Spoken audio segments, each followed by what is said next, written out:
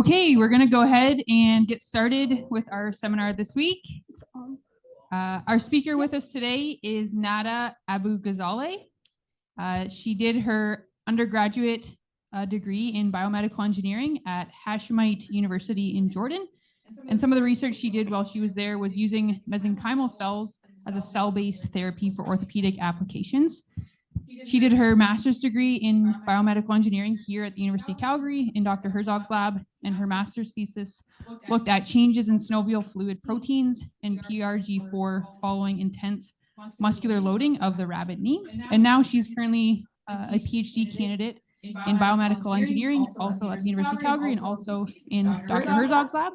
And some of her PhD research, which I assume she'll be presenting today, is about new dietary and exercise intervention strategies to prevent the effect of obesity and associated osteoarthritis in the knee. So thank you, Nada, and we look forward to your talk.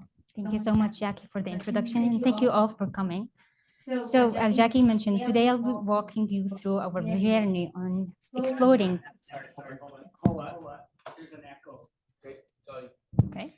Is it gone? Yeah, it's gone. Should I try again? No, good? No, it's okay. No. So today I'll walk you through our journey on exploring the development of osteoarthritis in rat model. Specifically, I'll be focusing on female Sprague Dawley rats. So just at the beginning, osteoarthritis is a chronic joint disorder. It is characterized by muscle atrophy, bone remodeling, cartilage breakdown, synovial fluid inflammation, and meniscal damage.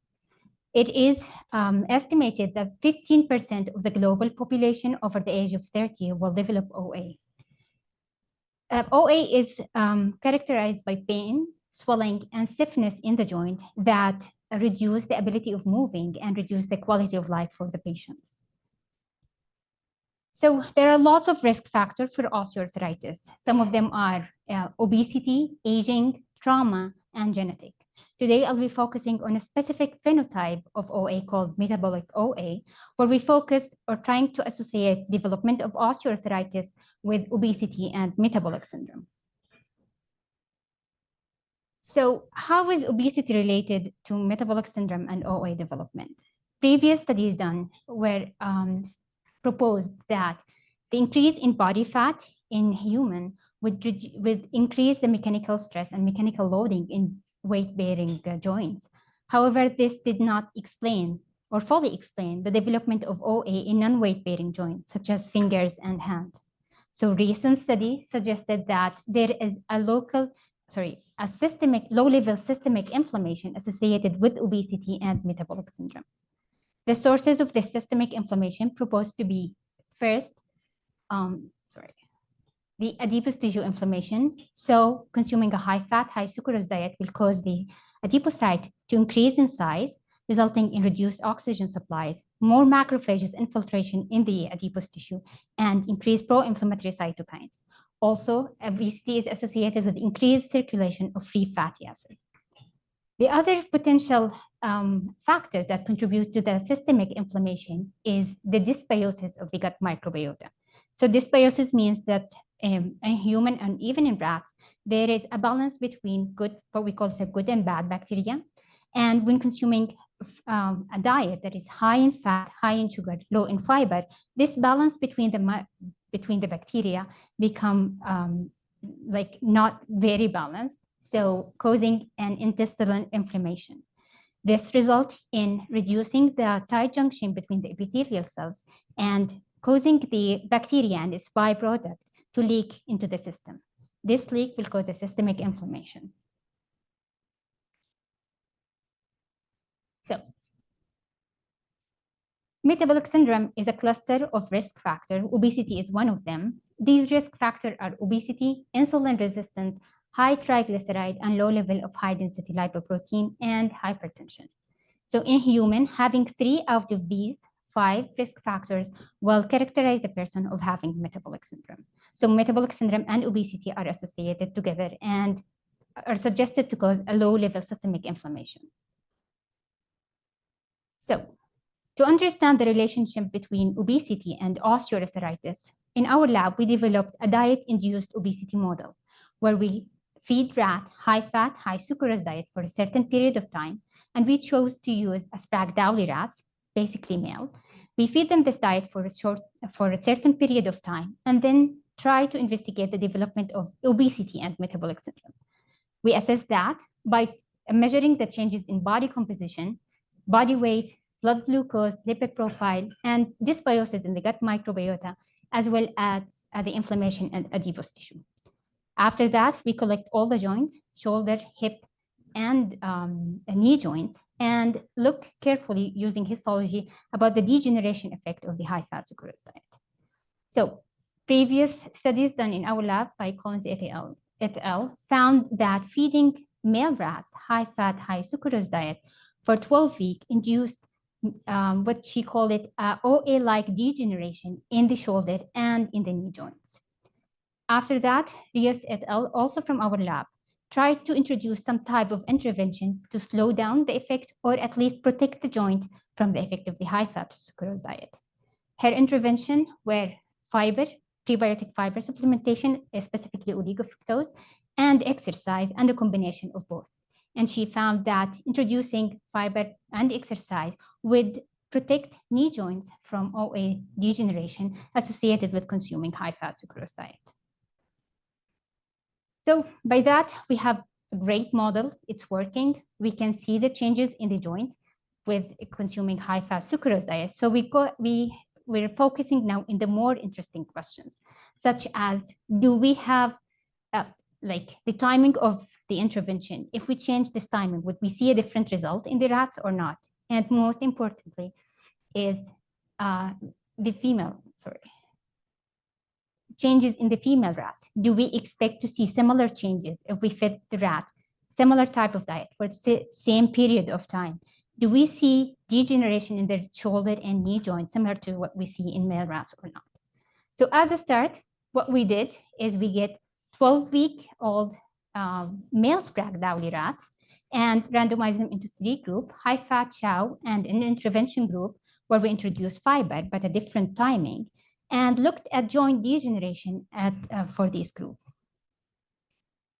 However, the interesting result is when we start analyzing the joint is we found no difference between knee joint degeneration between the high-fat fit group and the chow group.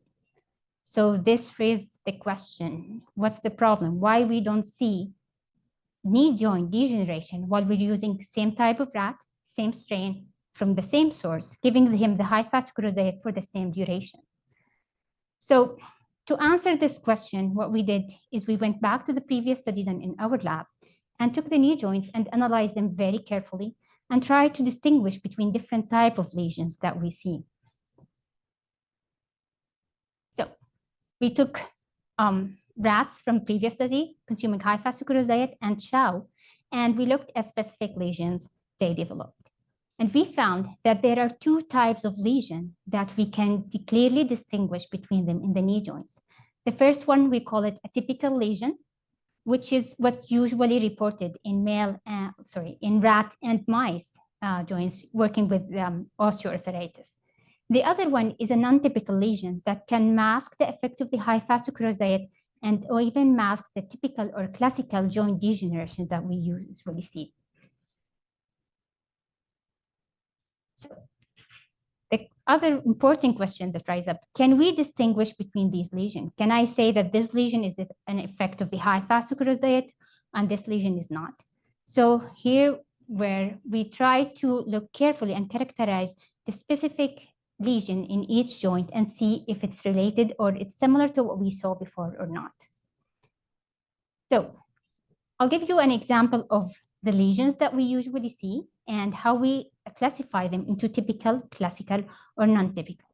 So this is an example of a tibia taken from Sprague Dawley rat. The red color here represents the protoglycan intensity in the cartilage. So this is the cartilage. The purple color here is the bone and the bone marrow. As you can see, the surface of the cartilage almost intact. The intensity of the stain almost consistent in the joint, in the tibia, and the meniscus seems fine. So this is also a tibia taken from male rats consuming high-fat sucrose diet, and this is what we see. If you looked at the cartilage here, you can clearly see that there is a fibrillation in the surface, losing the protoglycan stain, which is the red stain. There is a crack extending from the surface of the cartilage all the way to the tide mark, which is this line here. There is a cyst forming here at the edge of the tide mark. So this joint will take a high score when we start scoring things using modified Mankin scoring system. This is what we define as a typical lesion that's reported previously in rat, reported previously in mice too.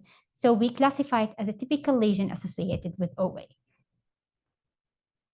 So going to the non-typical lesion that we observed in these rats, same tibia, healthy tibia, same surface of the cartilage, and this is what we see. This is the tibia, this is the femur and the meniscus. As you can see here, there is a fibrotic tissue forming in the subchondral bone here. There is a cyst forming not in the cartilage, below in the bone. And there is a flap here or a crack going all the way to the tide mark that causes the cartilage to collapse inside the subchondral bone. So whenever we see something like that, and I should point here that if you look at the cartilage without this crack and this crack, sorry, this tear and this tear, the intensity of the protoglycan seems somehow fine. The cellularity also seems somehow fine. So it's the problem comes in the bone or in the tide mark, not in the cartilage itself.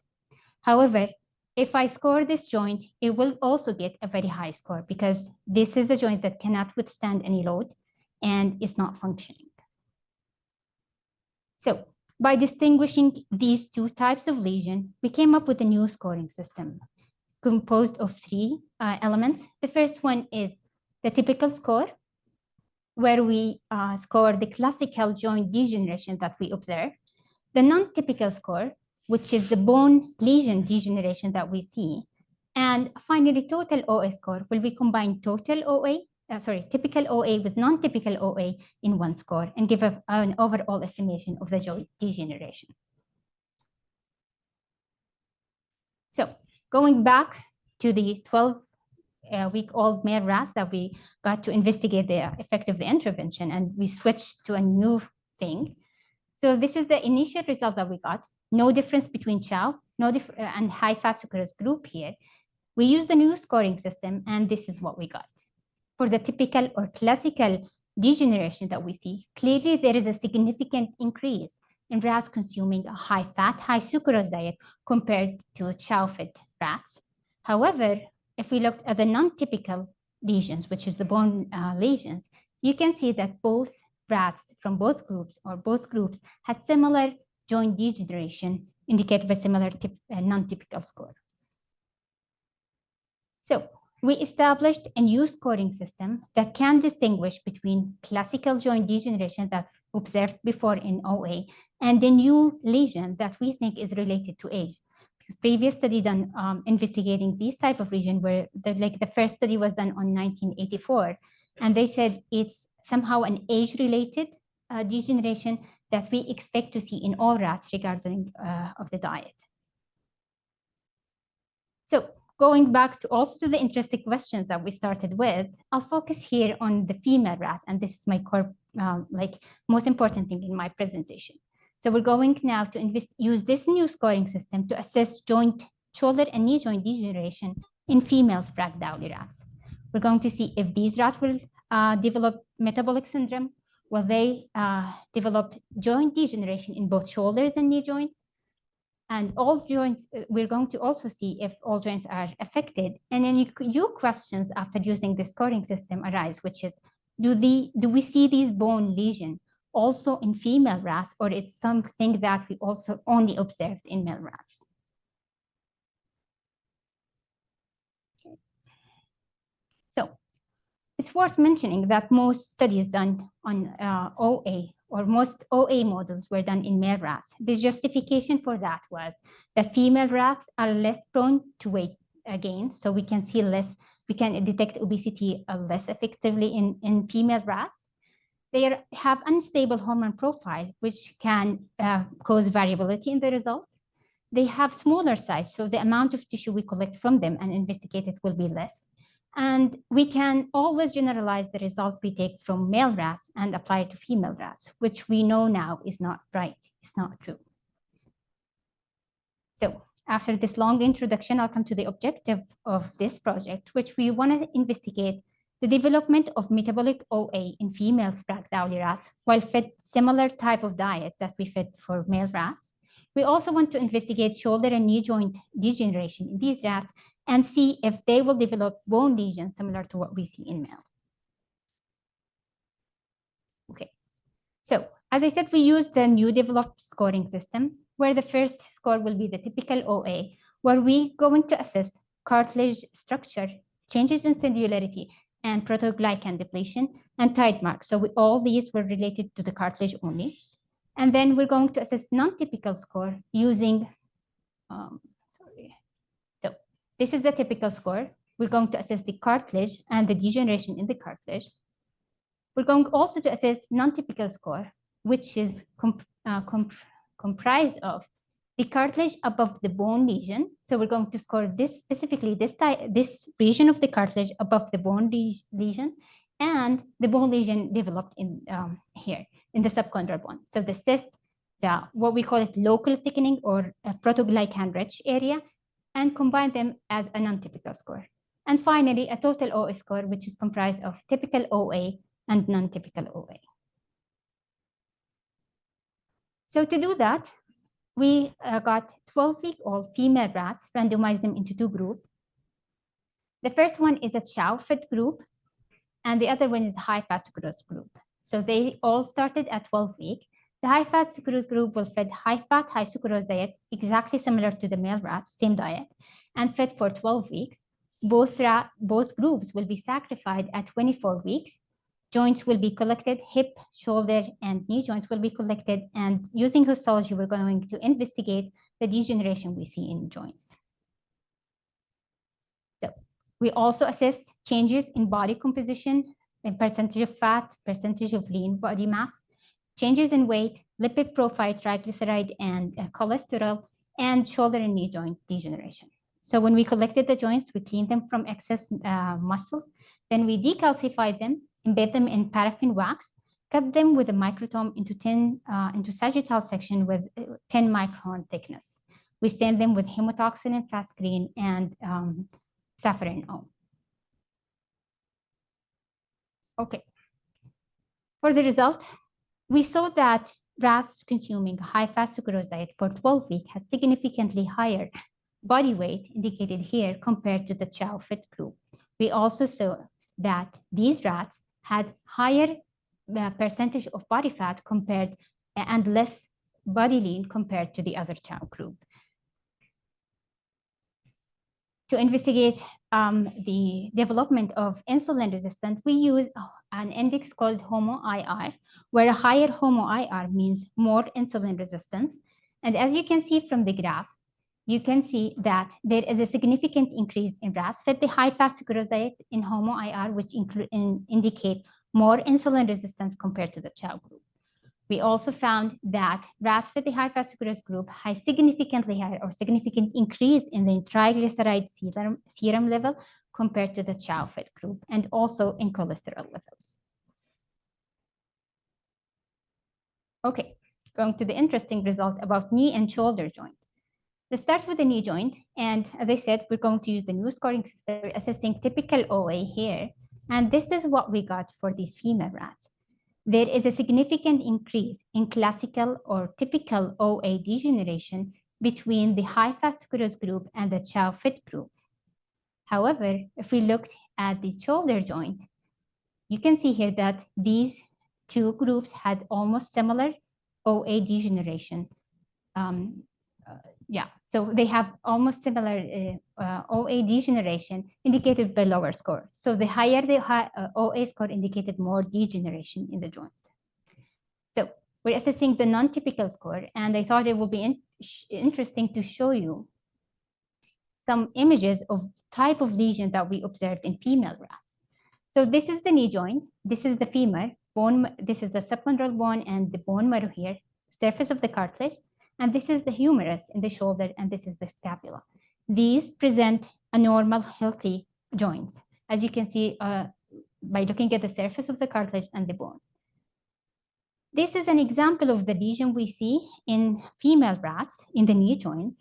as you can see here, there is a cyst forming in the subchondral bone, replacing sometimes the bone marrow, and there is a fibrotic tissue forming under the tide mark, and a long flap tear along the tide mark that almost separated the cartilage from the bone. So in other rats, we saw this cartilage floating, but we call it a loose body while completely lost. So there is no attachment between the bone and the cartilage. So, and this is what we see in the shoulder. Almost similar lesions. So you can see forming of cyst, or when it's almost empty, we call it a cavity. So it's two severe cysts forming in the subchondral bone. Also a flap tear along the tide mark that almost separated the cartilage from the bone. Okay. So for the non-typical score, this is what we found. In knee joints, it seems that there is a significant increase in bone lesion or bone-related lesion in the high-fat sucrose group compared to the chow group, indicated by a higher OA score. For the shoulder joint, we didn't find any significant difference, but as you can see from the graph, it seems that there is a trend of increase in bone lesion in the high-fat sucrose group compared to chow, although it was not significant.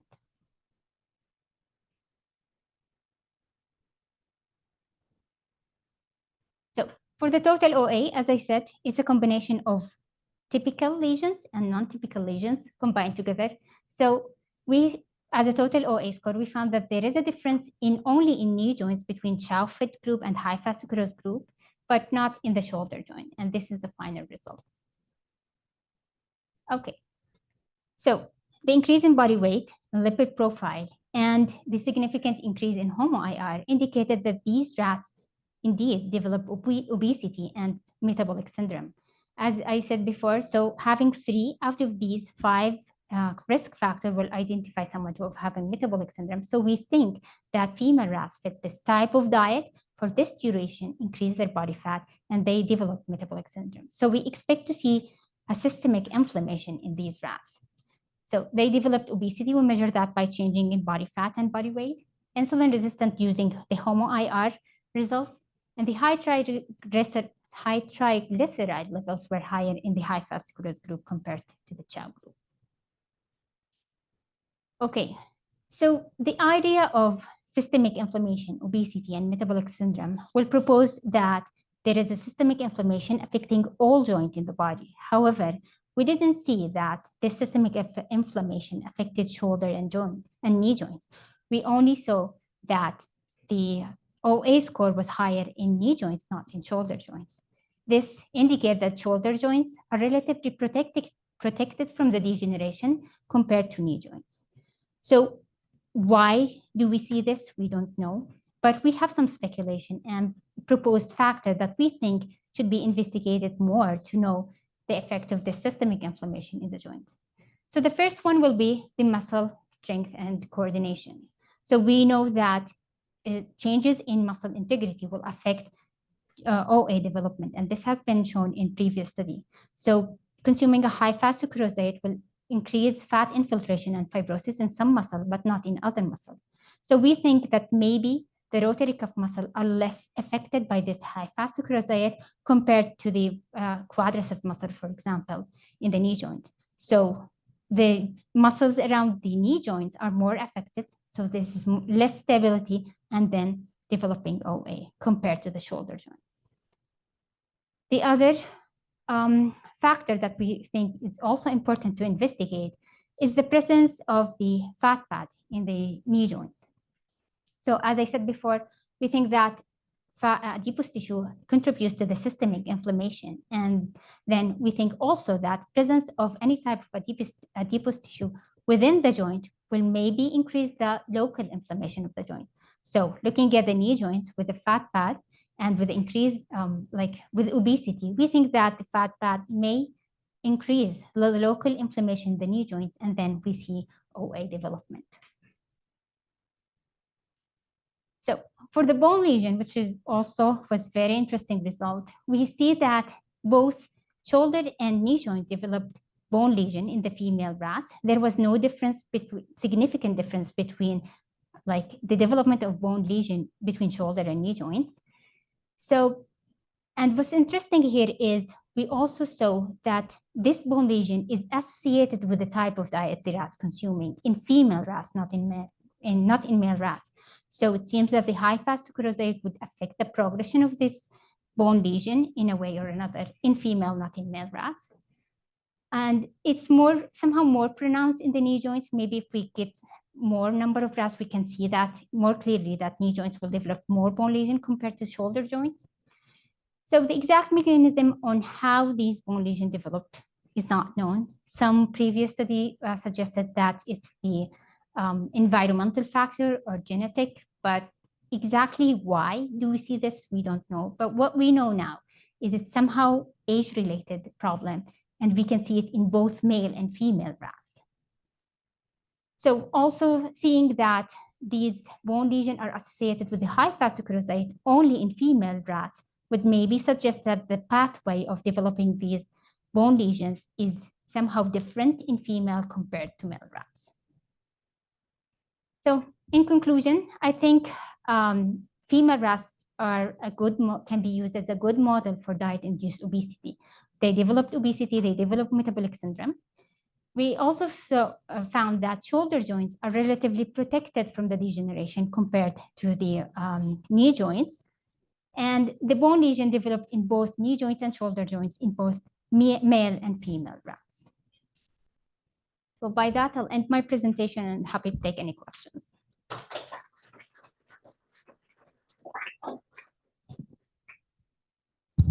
Awesome, thanks so much. Thank you. Do we have any questions to start us off? Yep, Brent. This is a quick one. I don't, the shoulder is not like the forearm equivalent of the knee. So why wouldn't you want to be comparing the hip to the shoulder or the knee to the elbow or something like that? For the typical or non, for the bone lesion Well, development? just for, you make this conclusion that the shoulder is more protected than the knee when it comes to the OA. Mhm. I'm just wondering if the hip would also be just as protected like the shoulder. It has something to do with morphology of the joint, the loading of the joint, nothing related to muscle strength or fat pads or things like that. Yeah, that's an interesting question. So I think how we started looking at that is we looked at male rats, and previous studies done in our lab showed that OA developed in shoulder and knee joints, but the hip are somehow protected. Why is it protected? We don't know. So we thought if we see that in male rats, the shoulder and knee joints are affected, so let's investigate that in female. Do we see the degeneration in knee and shoulder or not? So we did collect the hip joints for the female, but I think it wasn't so interesting to look at it based on the results we got from the male. So we have no hip degeneration in the male, and we have shoulder degeneration in the male. So let's look at shoulder degeneration in the female. So this is how we propose it. But I think also looking at, maybe we wouldn't see a typical or classical OA in the hip similar to the male rat, but it will be interesting to see if the hip joint will also develop these bone lesions. Yeah. And then I have some more questions, but I'll hold on, but just a little bit of clarification. So when Kelsey and Jacqueline did their analysis of the male rats way back when, there was no care about what kind of lesion it was, right? It was just an ORC score. It was Mankin and ORC score, yeah. And were those bone lesions observed? Yes, but not as intense as we see it now. So they are larger in the females. So we have, like, if I go back, Kelsey had a group of male rats, Jacqueline had a group of male rats, and we did a new group of male rats. So in Jacqueline and let's start with Kelsey, she had some bone degeneration, but it wasn't so pronounced. So she, because we didn't know, or she didn't know exactly what type of lesions are they. So she put them with the typical OA score or classical OA scoring, saying that these type of lesion may occur. In Jacqueline's case, I rescored her joint. It seems that they have more bone degeneration compared to Kelsey's animal. And in my rats, the one that I did, we have a huge amount of rats that having these bone And degeneration. it's same age, Yes, same source, same source, same same age, species. same species, Sprague Dawley. Yeah, And one more clarification. yeah, sure. You said they've been reported before in the literature, and people have speculated they're because of age. Yes, But your results with the females are basically saying that these bone lesions are more prevalent in the high fat. yes, exactly. So regardless, so it's not an age effect, right? They're the same age.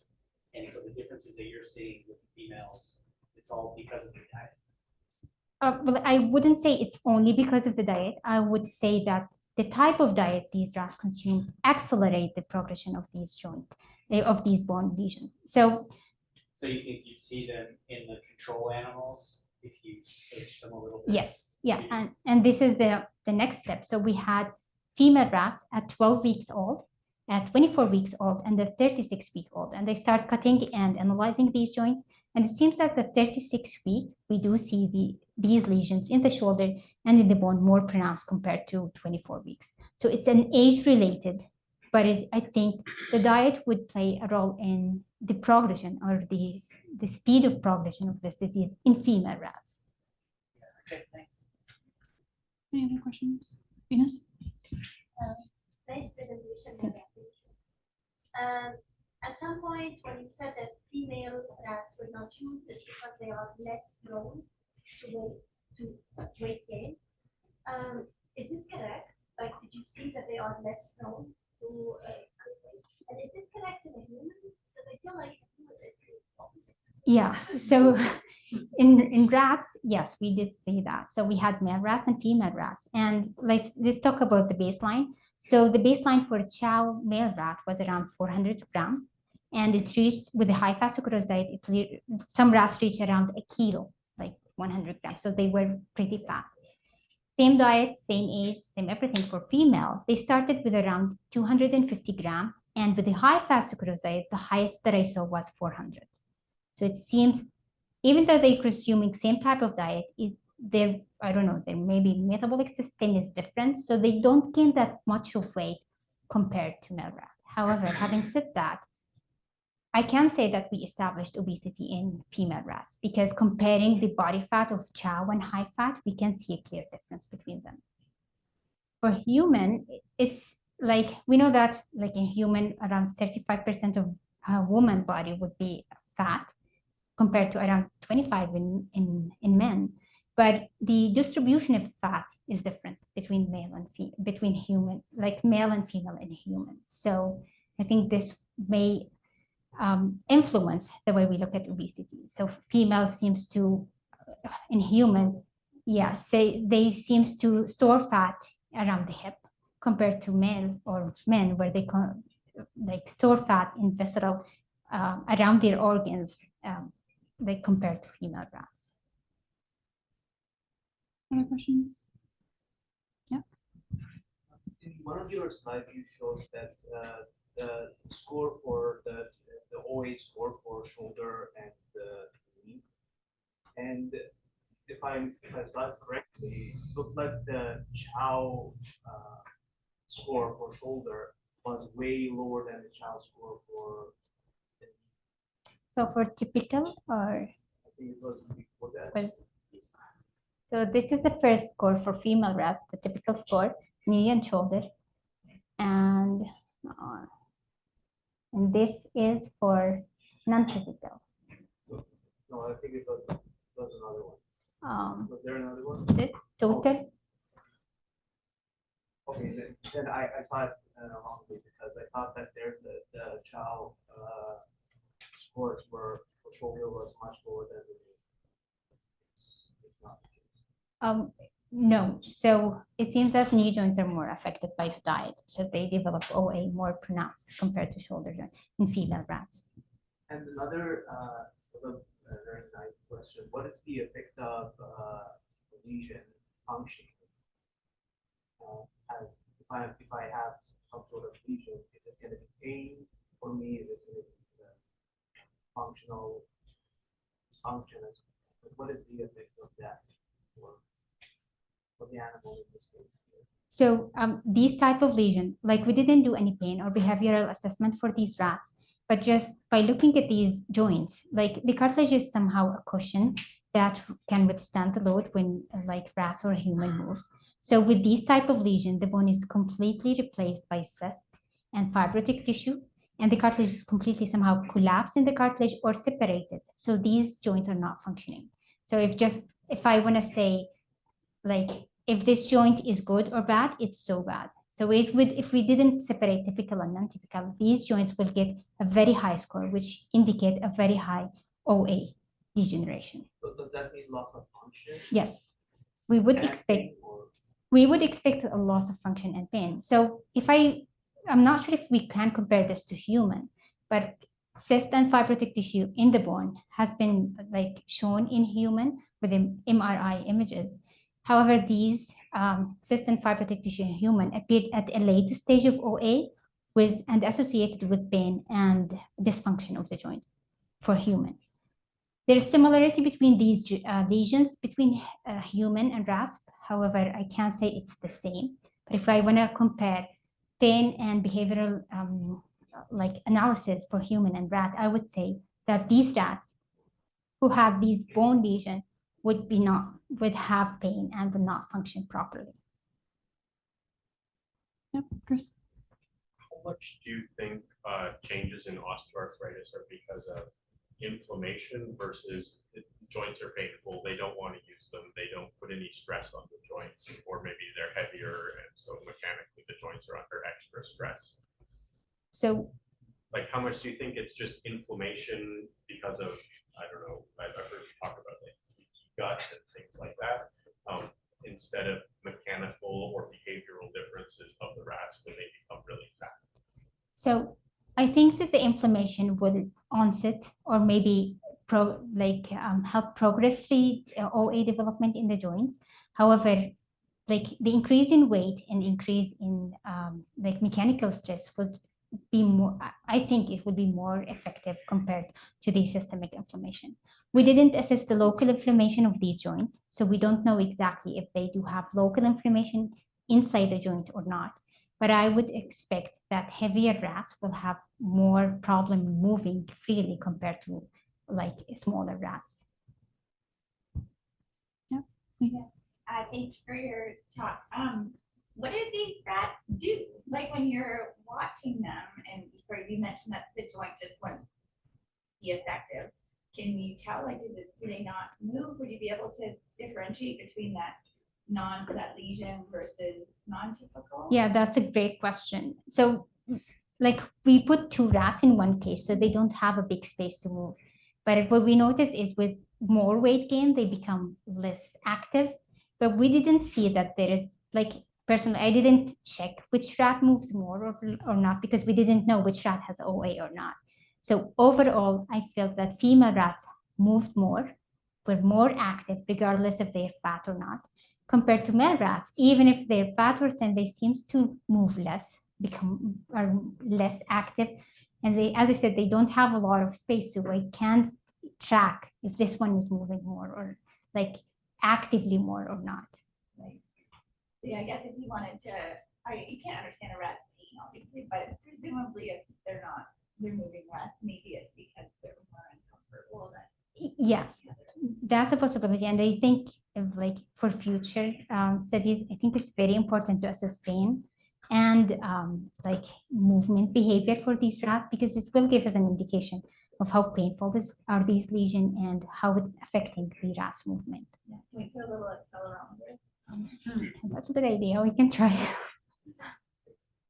Yeah. I think there's a guy here on campus here who developed technology that looks like rat braces, basically. And you can do pain tests. But you were talking about local inflammation. Don't know if there's inflammation in the joint, but you're sort of a stem cell person. Stem cells. I'm assuming that you have an opinion on where the inflammatory response in the joint comes from. Is it the adipose tissue outside of the joint? Something sort of migrates to the joint? Is it more local than that? I think there's some evidence that osteocytes in the bone can orchestrate inflammation. So where do you think it's coming from? So that's a very interesting question. And I think I did more analysis than I presented here. So I was interested to see if the fat pad would play a role in this local inflammation of these rats.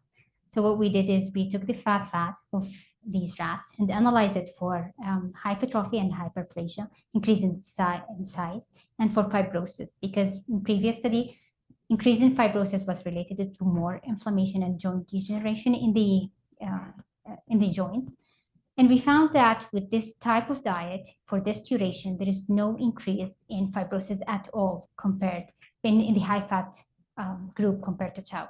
So I think at this at this time, at this age, I don't think the fat pad will play a very big role in the local inflammation. However, we also assessed, like in the new scoring system, we also assessed synovium and meniscal damage, and it seems that with more degeneration, the synovium seems to be inflamed. It's very intense stain, and we can tell that there is a local inflammation. And I think the synovium may play a very critical role in the inflammation in the joint.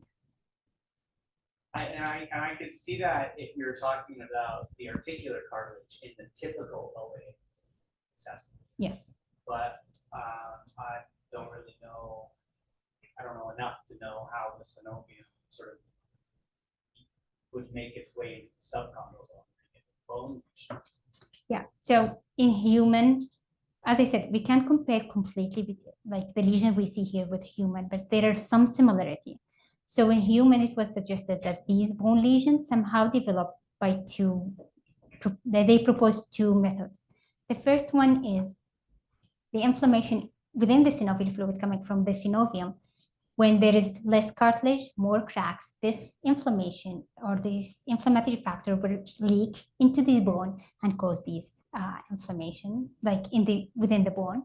And another hypothesis is it's not the synovial fluid, it's not the synovium.